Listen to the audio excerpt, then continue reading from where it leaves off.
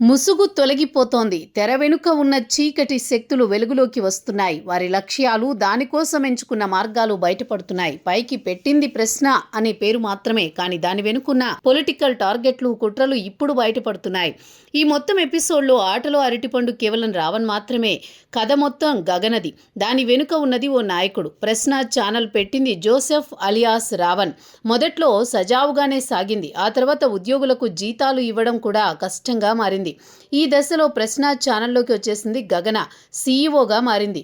Channel వ్యవహారాలు మొత్తం తానే చూసింది. కొన్ని సందర్భాల్లో రావణ్తో కలిసి వీడియోలు చేసేది, షార్ట్స్ కూడా చేసేది. అవన్నీ కూడా పవన్ను తీవ్రంగా వ్యతిరేకించే విధంగా ఉండేవి.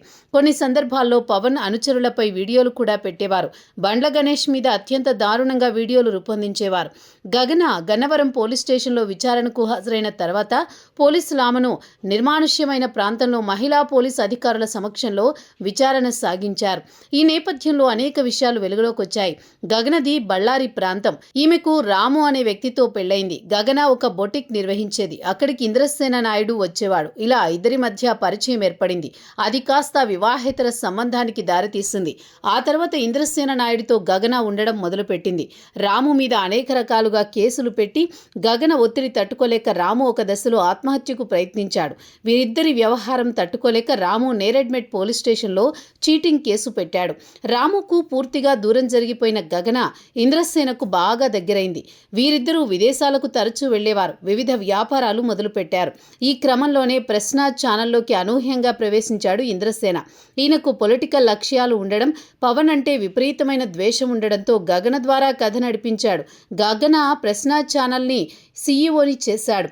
ఫండింగ్ మొత్తం ఇంద్రసేన పెట్టాడు. ఆర్థిక వ్యవహారాలు మొత్తం గగన చూసుకునేది. చివరికి స్క్రిప్ట్, కంటెంట్ మొత్తం తానే ఇచ్చేది. రావణ్ ద్వారా చదివించేది. ఈ వ్యవహారం ఇలా సాగిపోతుండగానే దళిత క్రైస్తవుల సభలో రావణ్ పాల్గొనడం, పవన్ మీద వ్యక్తిగతంగా విమర్శలు చేయడంతో ఏపీ పోలీసులు దృష్టి సారించారు. ఆ తర్వాత రావణ్ను అరెస్ట్ చేయడం, ఎన్ని రకాల కేసులు నమోదు చేసినప్పటికీ అతనికి బెయిల్ వస్తున్న నేపథ్యంలో అతని ఫోన్, డిజిటల్ ఉపకరణాలు స్వాధీనం చేసుకుని అందులో ఉన్న డేటా పరిశీలించారు. అప్పుడే పోలీసులకు దిమ్మ తిరిగిపోయింది. ఎందుకంటే దాంట్లో అనేక రకాల కుట్ర కోణాలు, బూతు వీడియోలు, సంభాషణలు కనిపించాయి. దీంతో పోలీసులు గగనను అదుపులోకి తీసుకున్నారు. తర్వాత ఇంద్రసేనతో ఆమె సాగించిన వ్యవహారం గురించి చెప్పడంతో పోలీసులకు ఫ్యూజులు ఎగిరిపోయాయి.